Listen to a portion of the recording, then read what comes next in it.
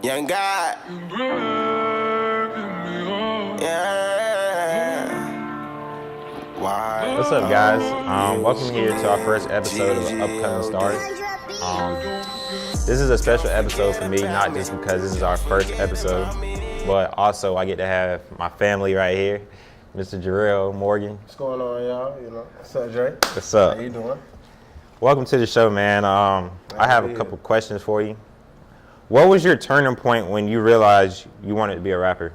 I realized I wanted to be a rapper and do music full time, and that's my thing. I've always had music in me growing up as a kid, and as I transitioned to become an adult, I've always kept that with me. So it was easy to pick it up and think, this is what I want to do forever for the rest of my life. So it wasn't really a just stop right here and this is what I want to do. It's always been in the back of my head, and I just decided I'm going to just keep doing and do my thing. That's good. How was your transition from focusing on basketball to rapping?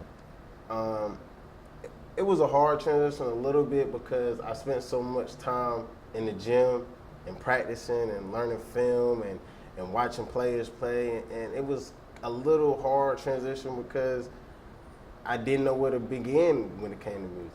I started recording off my cell phone and beats in the background off the radio. So as I am as a musician now, I feel like I've grown a lot. And I fought through that transition. So it was a tough transition, but it wasn't nothing to stop me. That's good. What or who are some of the biggest inspirations?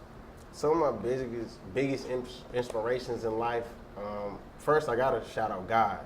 Because without him, where would I be in life? Where would I be as a man, a musician, or anything? Second, I have to shout out my parents. My mom and dad. They helped raise me to be the man I am today. And they instilled in me hard work and being successful. And third, I got to shout out, King of Pop, Michael Jackson.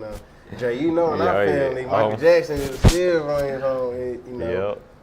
Put Beat It on, and we. I remember those family reunions. We be out there dancing. So Michael Jackson is a big inspiration when it comes to music. And lastly, what do you think about artists today sampling music and ghostwriting? And ghostwriting, I feel like sampling music is something that's gonna always be here, because I know a lot of people feel like it's a bad thing, but at times I feel like it's a good thing because it allows other people to be creative and to add on to other people's creativity. So if I take a song from Michael Jackson back in the day, I feel like sampling, if you sample it the right way, there's a difference between sampling and just straight out copying what somebody does. So I feel like if you sample it right, it could be something beautiful, something magical. As far as ghostwriting, I feel it's a part of the game.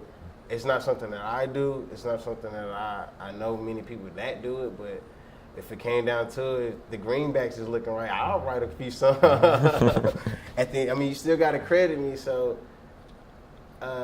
ghostwriting is something that it's always been there, just people don't read the credits at the end of the album. People don't, like in the movies, nobody reads for the guys that's in the cameras. It's right there. So it's something, I don't feel like it's a bad thing, but it's just something that's always going to be here. So I'm not too worried about it. I know what I can do. I know my craft. So I got one more question. With growing up playing basketball, because our family is, we all love basketball. We play basketball, and we always had competition. Still go out there today. Oh, yeah. How hard, was it for you inside, saying, all right, I got to put basketball aside, and now I got to focus on a new passion, rapping and making music? Was it really hard, or was it just all right, I gave this to basketball, and now I'm ready to just transition and be a rapper or a musician? It was I'm going to be honest with you, it was one of the toughest things to do in life was to give up basketball because I love it so much. I know a lot of people might think that it's just a game. It's just a ball going through a hoop and guys running up and down the court, but it's more than that. It created a lot of friendships, a lot of bonds, hard work, a lot of things that you just can't learn in the regular day life. So to give that up And once I realized, the NBA is not the end result, Yeah. and I wasn't gonna get another 6 inches. I wasn't gonna get that nasty jump shot like you and your brother. I wasn't gonna get that. I mean, it took a minute. I'm telling you. Still today, I feel like I can still go to the league. Give me a. Oh man, you couple got the hops, knees. bro. You got the hops. I'm trying to tell you. If I had LeBron's money, spend $2 million on my body, I feel like I can still do it. But to choose another path, that was real tough because I didn't know where to start. I mean, I knew, like I said in the beginning, I had music from when I was younger and I always loved it, but I never really thought like, man, am I good? I always was self-doubt with myself when it came to that. So to pick up with nothing, I had like an empty piece of paper and decide like, what I'm gonna do. It was tough, it was hard, but I just felt I let my heart decide. And I learned a long time ago, I don't want a job. A job is something where you got to get up every morning and go to and leave and get up and go. But a career is something that you love to do, and that's what I wanted. I want a career.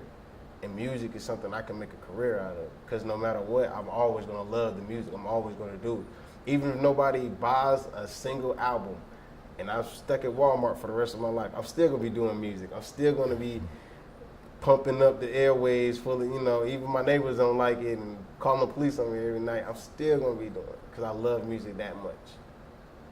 That's right. That's like a family passion right there. Yeah, music. Yeah, that's what I'm saying. And a lot of people, they don't really understand how powerful music is. Mm-hmm. Music is like the heartbeat of the world. Just like in basketball, when that doom, doom, doom, doom. When you're on the court as a sports fanatic or just a sports player, to hear an athlete, to hear that doom, doom, doom is the most common thing in the world. Because just that doom, doom, doom is, and that's music right there. That's rhythm. Music is in everything. When I'm on the court, I'm on the field, on the track, wherever I'm doing, I keep music around me. It's always with me. So it's strong. It's bigger than just beats. It's spiritual. It's energy. It's a feeling. It's everywhere. That's why I love music. That's good. Well, good. Thank you guys. I want to thank you for tuning in to our first episode. And I'm so happy to do this. And I want to thank you, Jarrell, for coming. Man, ain't no thing with chicken wing. And we'll see you guys next time. See y'all. When I'm facing defeat, when the pain can't be beat, don't forget about me, don't forget about me.